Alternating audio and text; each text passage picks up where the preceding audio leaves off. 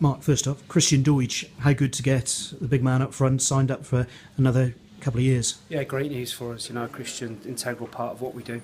Had such a good season last year, and we're hoping he can go and do that again. So it was a key signing. You talk about sometimes about your new signings, but this one's as big as any for us, getting Christian to commit for another 3 years. And I suppose it just sends out another statement, add in the Liam Noble, retention as well, and just shows what Forest Green are all about. Yeah, he had suitors, for certain that were desperate for him, and we had to turn some bids down, but we were adamant that we were never going to sell him because, he had 2 years left on his deal. So it was only right that we rewarded him with a new one, with us keeping him.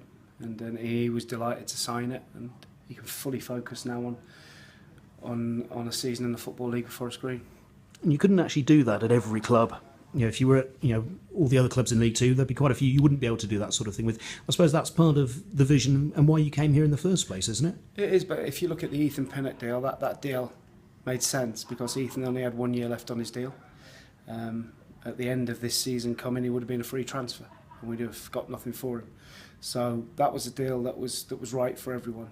This one, we were in a stronger position with Christian having 2 years left, but it wasn't about that. It was about his ambition to get where he wants to get with Forest Green. So it made it an easy deal for us. Pre-season's gone pretty well so far. Just the one defeat away in Portugal. Couple more pre-season friendlies this week. Is it just finishing touches between now and Saturday? It's difficult to read too much into pre-season. I think you hear a lot of managers saying that over the last week. If you've been beaten, it's we'll be better on Saturday. Or if you've won, well, don't read too much into it. So we've got work to do before Saturday. We know that, and we know what we need to do. It's just I've got some headaches in terms of the team, and I've got to make sure I make the right decisions. And in terms of keeping the players' feet on the ground, there's a lot of attention here today. I'm here as usual, but the world and its wife and the media seem to be here as well. Is there a difficult job of just keeping everything normal?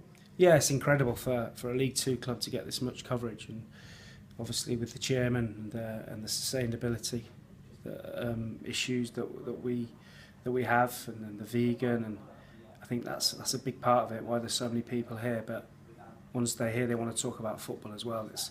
It's great that we're getting this exposure. We've just got to go and do the business on the pitch now. And having performed at Wembley, presumably, confidence in the players to perform on the bigger stage. Yeah, well, pleasing thing for me is we've managed to keep the nucleus of the boys that got us promoted. It was important that we got that group together just in time, and we're going to give them the opportunity to play in the league.